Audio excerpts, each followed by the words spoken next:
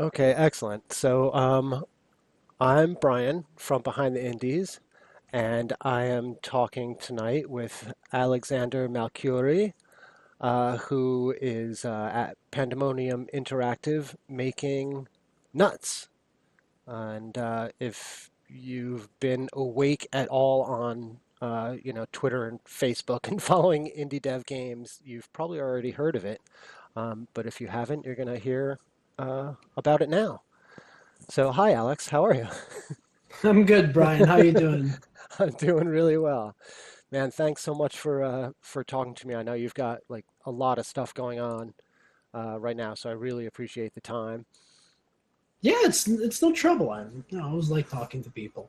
I always find time in my schedule to talk with others, especially people such as yourself. Awesome. Thank you. So, for those who don't know, you were my second Behind the Indies interview when I was still writing it at my personal website. And we had kind of left off that interview with an introduction to a new character, Saya. Um, I've been following her progress along the way. There's been some pretty significant progress. Can you tell us a little bit about her and the changes over the last couple months? Sure.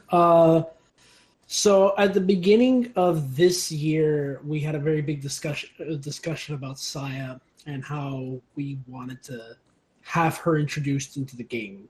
Uh, Originally, I didn't have much in mind, simply because of the way I had thought of the characters. When we had gone into this meeting, I think there was a very big discussion about having characters that were generally unique from one another. Like, it doesn't matter if you select the red guy or the blue guy. They're, in some The, games they play the same, right, you wanted them to be different. Yeah, and their mechanics are the same. yeah, So at that point, I was just like, no, let's actually make things different, and the group really pushed it well in that direction. So um, we got her down pretty much in January in terms of her as a concept. hmm Getting her implemented into the game took quite a while. Now, I'll just I guess I'll just remind the viewers. Me and my team work part time. Just because I'm working with limited resources, it's literally just whatever I make it off my paycheck, off my main job, hmm I and it can literally, understand that. yep, and it literally just goes to them. So obviously, because of the hours that I can give, that's why we're on it part time and why it took so long. hmm Um, but yeah, we started working on her starting February, and it's almost April now, and she's just done. Nice. Yeah, I caught a couple of your last tweets about what she's looking like. It's pretty awesome. Thank you. Yeah, you're welcome. So okay, I've gotten ahead of myself here again about talking about characters without really giving people background into the game.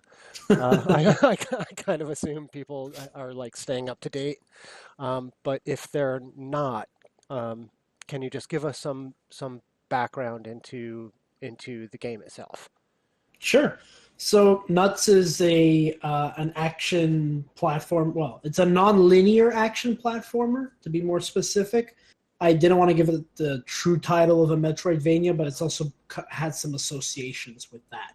hmm Pretty much, think you can think of it as Megaman with bigger levels, and you're able to explore and find new ways around these levels with upgrades that you can find and unlock, and secrets as well as collecting collectibles.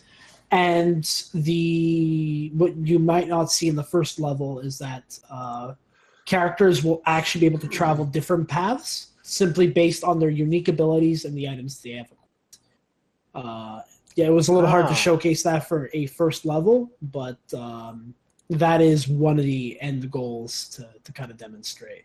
yeah, definitely. When I checked it out and played it Um, I didn't notice that. That's a very interesting aspect.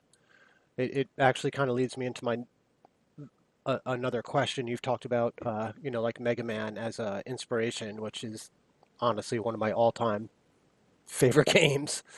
Um, it's Same here. yeah, it's also it's a pretty high bar to live up to. So in what ways would you say Nuts is the same, and in what ways is it different?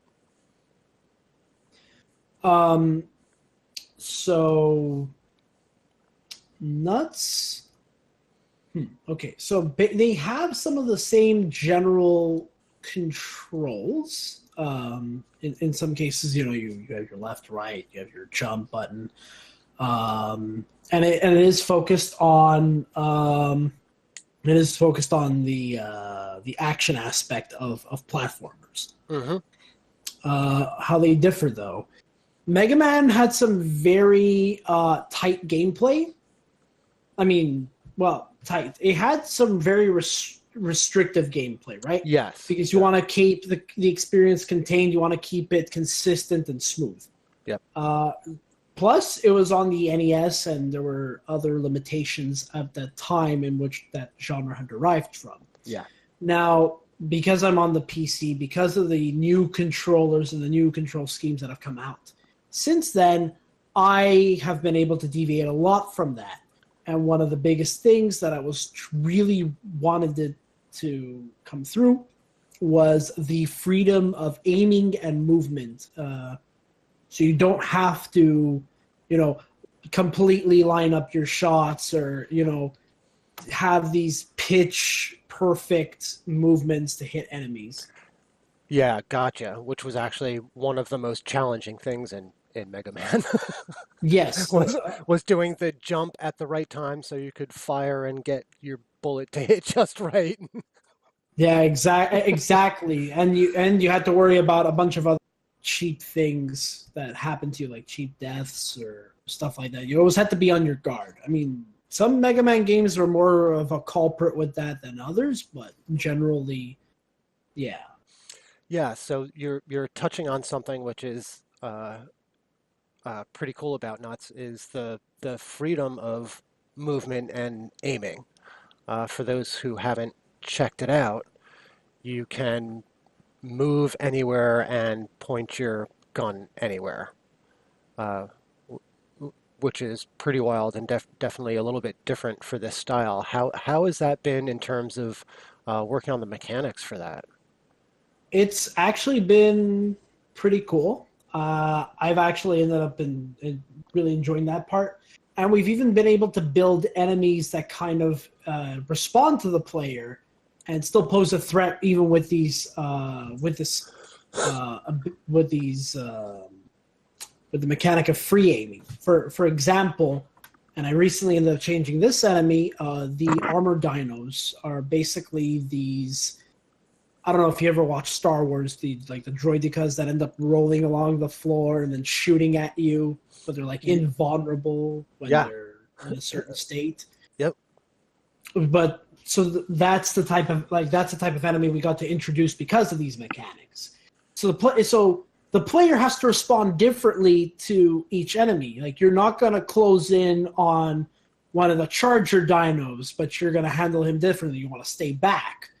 You'll want to play a little more safe around those armor dinos to get your position set up and get ready to jump when he comes out to shoot at you. He has very limited aim in that regard. Yeah. So all these enemies basically are there to generate different player responses, and they're also the terrain works with that so that the player has other options in approaching and fighting these enemies. For example, if you pick up a grenade launcher, you actually have a certain number of bounces before the grenade goes off. So maybe you'll see that the enemy is at a low ceiling area, so you'll just bounce it off the ceiling and hit the enemy that way. Yeah, nice. I was going to bring up grenades because you just recently released some footage of that. Awesome. So also, last time we spoke in print, you had hinted that there was a little talk around the water cooler so to say, about Locke the Badger. Has there been any more talk about that? Is that a character we might see coming out? Well, I can say that you'll see him at the main menu right now. He's actually always kind of been there. He's just floated around, but he's never been in the game yet. As for talks about this character, we haven't quite gotten around to discussing him yet. We just finished our press build, and it's been the last 2 weeks. We've had no restriction on time. We've just been crunching and going hard as most as we can. Yeah. A lot of us dealing with a full-time job, wild crunch timing. It's been a lot. So unfortunately, that talk hasn't happened yet. But what I can say is in the coming weeks, that's going to be a discussion I'm actually going to have with them, and I can say with all certainty, you're going to see a Kickstarter update about this character. Oh, awesome. Awesome. Yeah, I mean, I think a badger is a great character idea. It's, they're kind of like mean and tough, but they also like look kind of cute, like kind of maybe like an assassin kind of guy who's a little bit misjudged, but kicks ass. Yeah, definitely. Nice. So you're also talking about the Kickstarter, which I definitely want to talk about, because that's a big push for you guys. What can you tell us when that's launching? The Kickstarter? Yeah. Kickstarter is coming April 11th. I'm sorry, it's the end of the day for me, so I'm a little out of it. It's like, brain, don't fart on me, please. Come on, I know the date. No, it's all right. I'll include links to all that stuff too. Yeah, it's right on my website. Like it literally says right there, launching April 11th. Yeah. You had posted some stuff, in terms of feedback from the community about what types of rewards they would like.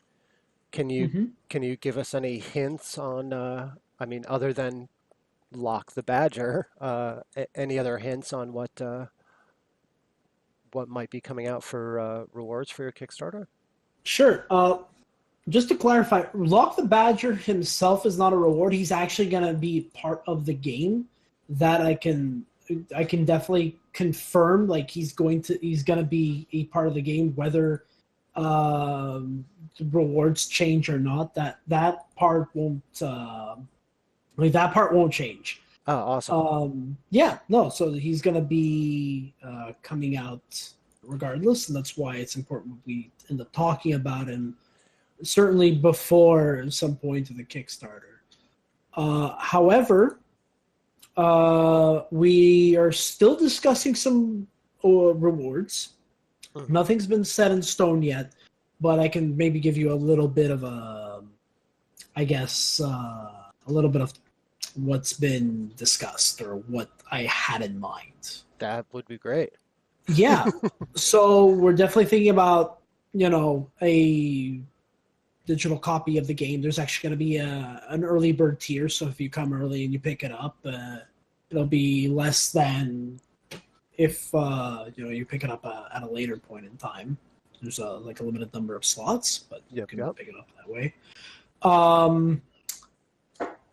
There's going to be a digital art book and a desktop wallpaper that goes with that. Oh, nice. You get a soundtrack and access to the beta of the game. There's also going to be a separate tier just for alpha access.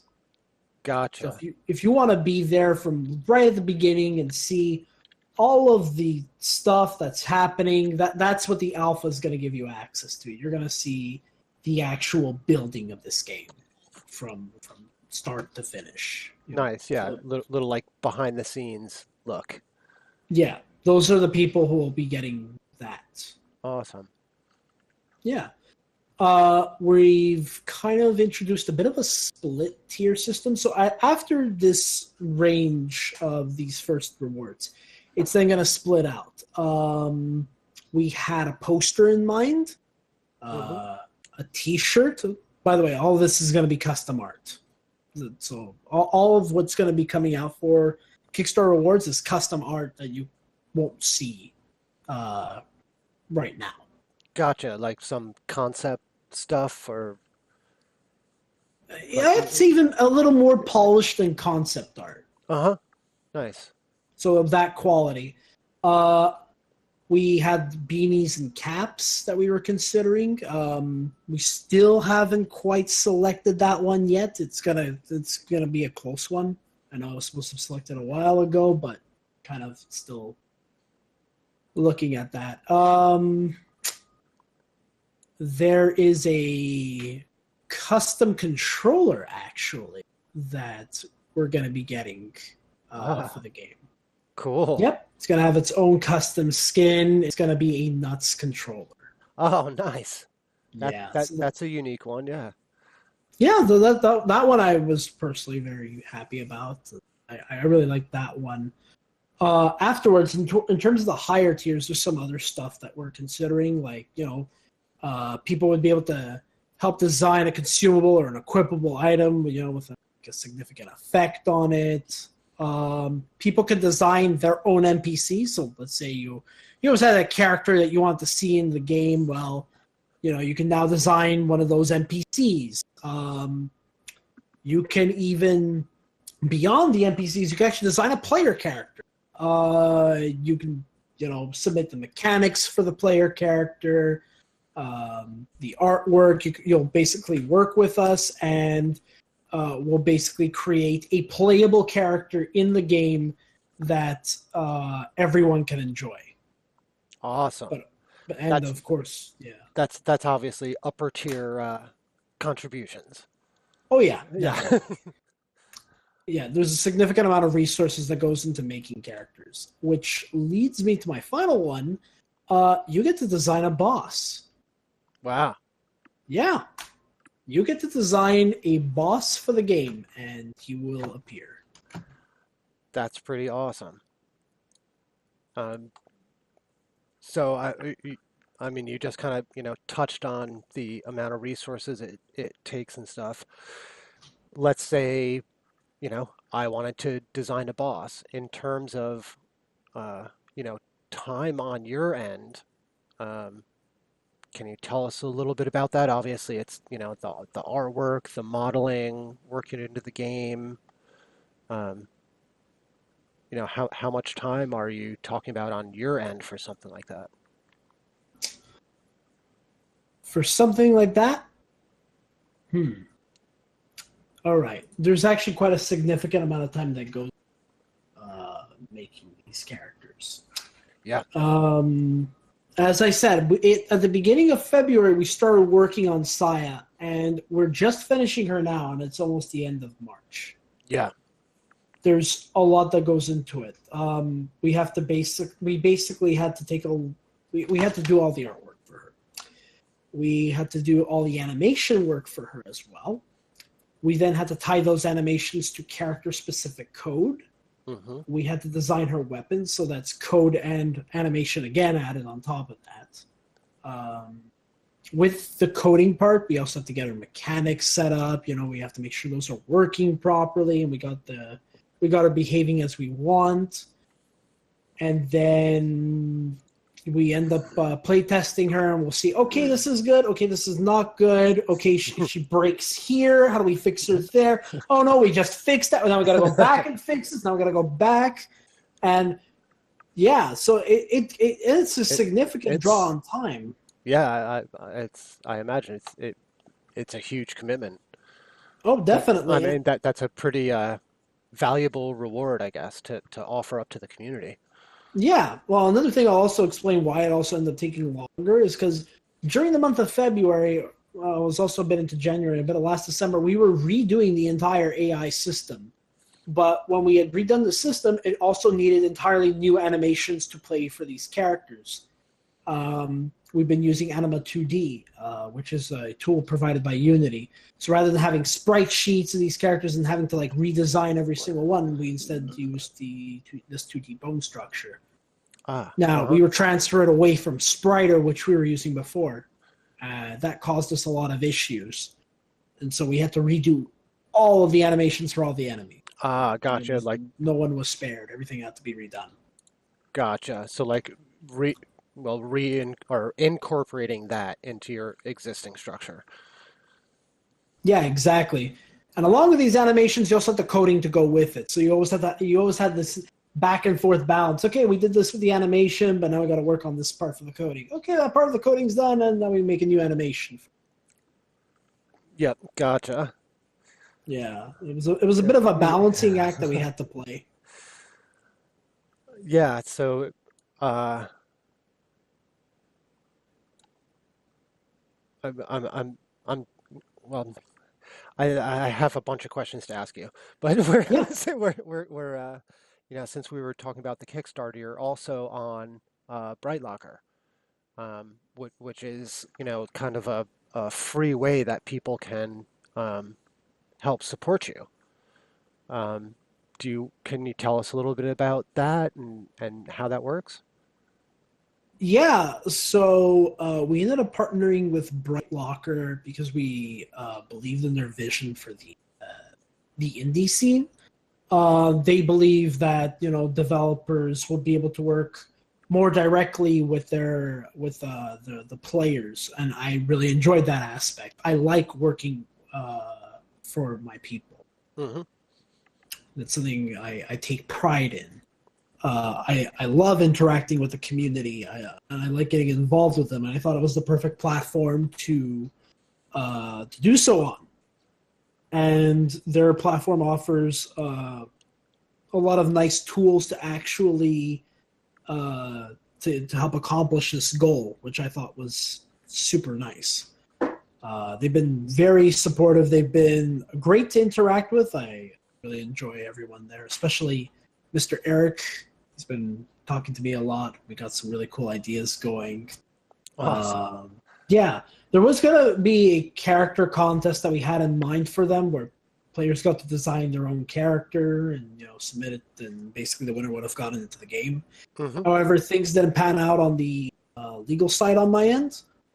Simply because I did not understand the amount of work that goes into contests in terms of the legal stuff. It's Ah, a lot. yeah. There's a lot of work that goes into it. So. You just Yeah. think, there's a contest online. There's some prizes and stuff like that. If ever you get into the legal aspects of that, there's a lot. Yeah, I don't doubt that at all. Yeah, and you've also been working with Go Publics for public relations, right? Yeah, Is so I'm well, two things. One, I mean, how is it working with them? I guess would be my first question. sure. They've been fantastic. Rachel and Eddie have been very supportive of my project, and they have given me the tools that I need to really succeed at what I'm doing right. They have been so helpful in so many ways. Where do I even start? Rachel has helped me with getting in touch with people, with setting up some of the contests that we actually did end up working with in the end. We have our Gleamio, and if you want, you can put a link there. Hmm. She's helped me organize my pitch. She's provided me with extra resources. Hey, take a look at this. This is really cool. This will help you. And I'm like, okay, cool. Let's do it. And I'm kind of like the yes guy. Yeah, Awesome. let's do it. Yeah. And she's been super helpful, and she's gonna be there with me through this entire Kickstarter. She's gonna be managing press relations, getting contact with people, and helping me, get my game out there, get it in people's hands, and get them playing. And and she does so much. There's so much that's involved with Rachel that she does. Like, she's been super, super helpful. Awesome. And and of course I can't forget about Eddie. Eddie's been super great. He's been my Twitter guru.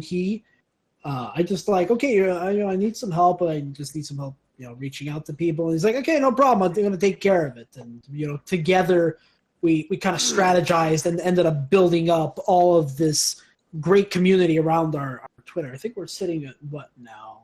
12.3K followers. Yeah. We started this back in amazing. December. And it was a lot to get it there. It took a lot of work and a lot of Eddie's knowledge to get it there. It took a lot of my time as well. I ended up making so many GIFs for the Twitter, and I post on there every day, and I try and make sure I get it across my social media platforms. But yeah, he's been super helpful. I'm actually really glad that Twitter helped me get my account back, because for some stupid reason, they've been going on a ban wave recently, hitting a lot of accounts for no stupid reason. Unfortunately, mine was impacted, and, there was an oh shit moment going, oh crap, we just lost a Twitter account. Right, yeah, what are our followers going to do? Yeah, that's...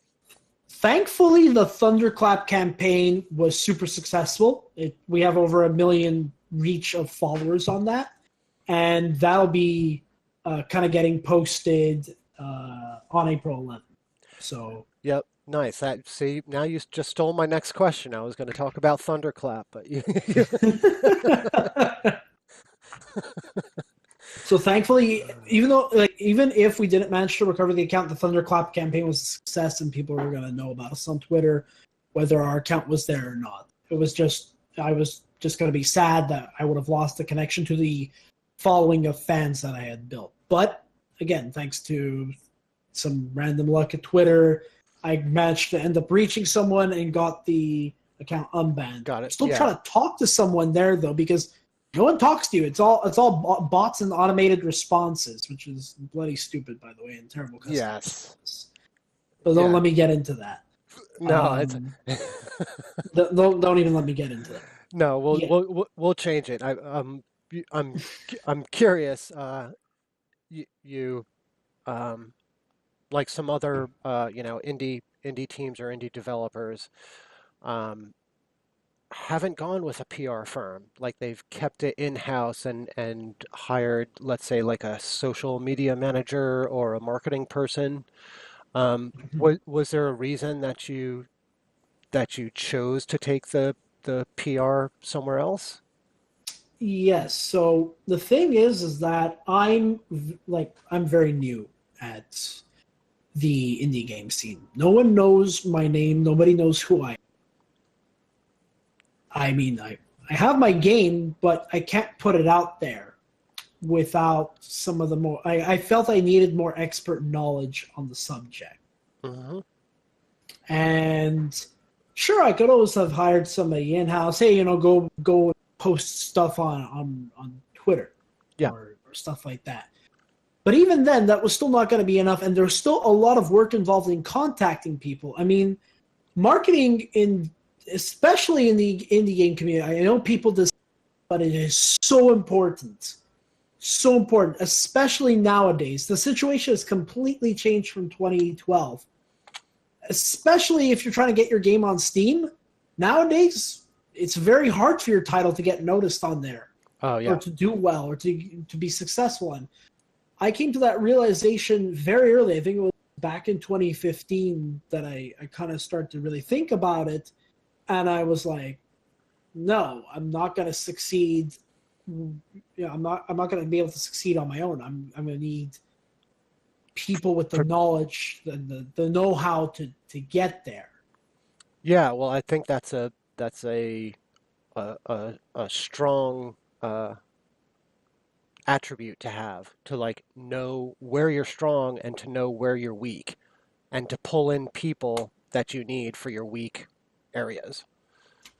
Well, that's how I assembled my core team. I had to come to a very quick realization that I cannot do everything myself. And yeah, you can try, but it probably would not be as good as if I had, actually taken a look at somebody who had a bit more expertise on the subject. Yeah, I think that's actually I mean, great advice for other indie developers, but also that's just good life advice. Yeah, sometimes you're going to need to rely on others. You're going to need their help for stuff. Obviously, you want to choose.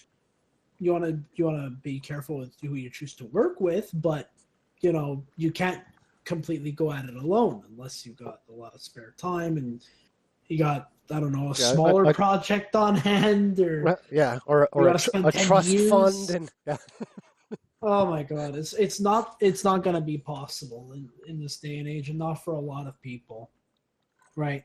yeah, The, yeah, there's not a publisher that's there to start you off on your project, and even to get a prototype up and running, it takes a while.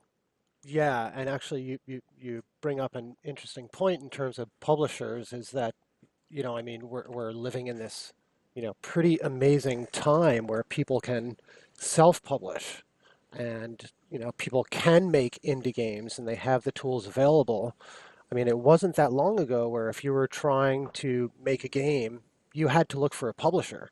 You had to sell it to somebody else who was going to, publish it for you. Yeah, they would have handled all the logistics, and you wouldn't have had to have worried about that part. You just focused on making the game. Um, I mean, there are still advantages to working with a publisher today. That I would say that obviously it depends on who you have to be careful on who you work with, who do you sign on with, who contract do you come up with. That's something that'll always still apply even then to today. Yeah. Um, but you just be careful with the people that you work with. You get a nice tightly knit team. You build that good core of people, and you give it your best shot.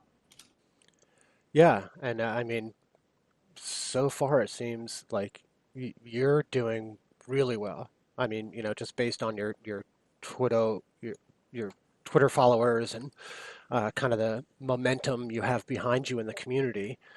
Um, I've also noticed that you definitely take suggestions from the community and incorporate that into the game. Mm-hmm. I'm curious. Is there any like one memorable suggestion or piece of feedback you got that you were like, oh gosh, yes, of course we should do that. Um, I'll have to think about that one because again, so much has happened. This brain has been filled with so many things. I would have to kind of like really go back. I think some significant advice came from Kevin when I had met him at Mega in 2017. Um, of course, I also have to owe it to my very close friends who are always giving me, some pretty good advice on the game. I always appreciate their feedback. What's one memorable piece of advice? Jeez. Okay, I have it. It was very memorable, and I should have make the primary weapons for the player characters infinite ammo. No one likes running out of ammo. Yep. Yeah. Nope. That's good. That's a good piece of advice. Still there? Yeah. Did I? Oops. Sorry. Did I lose you for a second? Yeah, you had hit So, the mute button. yep. You want me to Sorry. repeat? No. No. I heard you. Yeah. Okay. I heard you, and that's a good piece of advice. No. No. Nobody does like to run out of ammo. No, and then be stuck not being able to do anything. So that was a significant piece of advice. I'm like, yeah, I probably should have done that at the beginning. Nice. So we started off this interview a little bit talking about the you were working on the press build when I got in touch with you. Um, so I'm thinking of kind of like a delicate way to say this, but can I have one? Yeah, you count as press, right? I would love to be able to play more of it. It's I've enjoyed the parts that I've played. Um, but aside from that, do you have any dates on um, like, are you going to do another round of alpha or closed beta or open beta? You have any plans for that coming up? Yeah, there's still going to be another pre-alpha. So I'm thinking next week, April 4th, I'm going to put out the basically the pre-alpha Hmm. of this press build, because it's a little bit contained right now. Unless Rachel pulls me aside and goes, "Hey, you can't do that. We have to make sure you give them time for the press," and I'm like, "Okay." But yeah, Rachel's always on me, but Mother Indy takes care of me. Nice. You have to understand that Mother Indy takes care of me. She takes care of her children. You can't do this. You have to be a good boy. You got to do this. Uh-huh. So, I mean, the plan is for me to I would like to release the public build on April 4th. And yeah, everyone will have access to that build. I'll throw up the link and you guys will be able to download it and play it to your heart's content. Awesome. Excellent, man. I'm definitely looking forward to that. Yep. Now, I'm hoping that come April 11th, we can get another build out specifically for Kickstarter. So here's the thing. We wanted to implement one more thing, which we didn't get a chance to for this press build, and that was going to be a survival room, where it's basically you just try and see how you basically pick a player character and you try and last as long as possible. Huh, okay. We're generally doing that just to try and pad the game experience, because so far all we have is a vertical slice of a single level that we want to showcase as to how the rest of the game will look like and will play like. So what would the survival level look like? Um, Kind of like a bit of an enclosed room. You and a bunch of spawn in. You'll have your weapons that'll be spawning in, and basically, the waves would progressively get bigger and faster in Hmm. terms of their spawn time, and so it'll keep doing that until Right, you get you shot end to up being hell. overwhelmed. Yeah, exactly. Yeah. Nice. That sounds like fun. Oh yeah. So there was one other thing I wanted to ask you about. We talked about, positive feedback and incorporating that, but Hmm. how do you handle, negative feedback? Or, is that something you've come up against and had to deal with? Yes, I control alt delete and I go under my bed.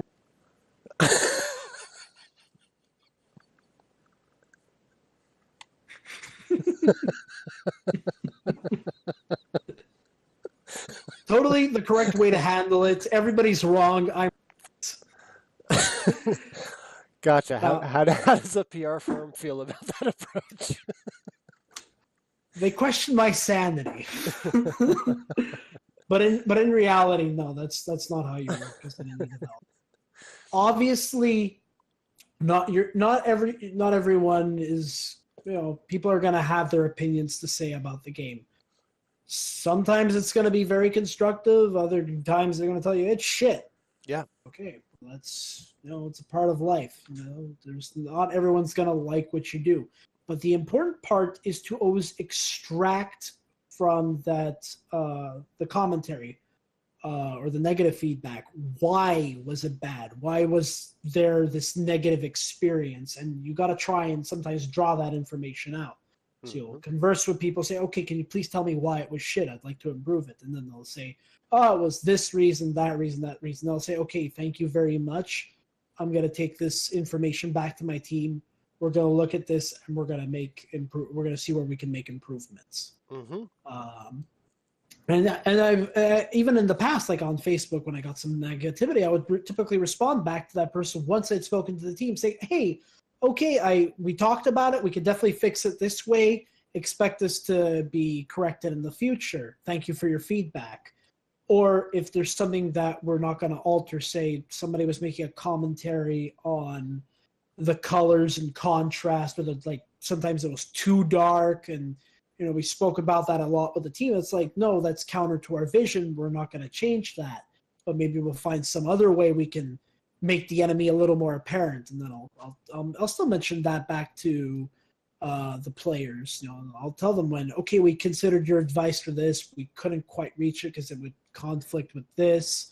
So instead, we're going to try this, and we're still going to keep what you said in mind, and we're going to move forward with that. Yeah, that's good. That's awesome. I've definitely seen some other indie studios not handle it so well. Yeah, the thing is with this industry, you got to be ready to kind of really jump from the frying pan into the fire. It's competitive. It's very tough, and people have expectations. That is the truth of it. But you got to be able to thrive on that. That should be pushing you forward to compete, to excel. Exactly. Yep. Yep, I agree. So that's the way I kind of just feel. Excellent. So I think we should probably wrap this up here pretty soon, but Yeah. I wanted to ask, is there anything that I missed asking you about that you want people to know about?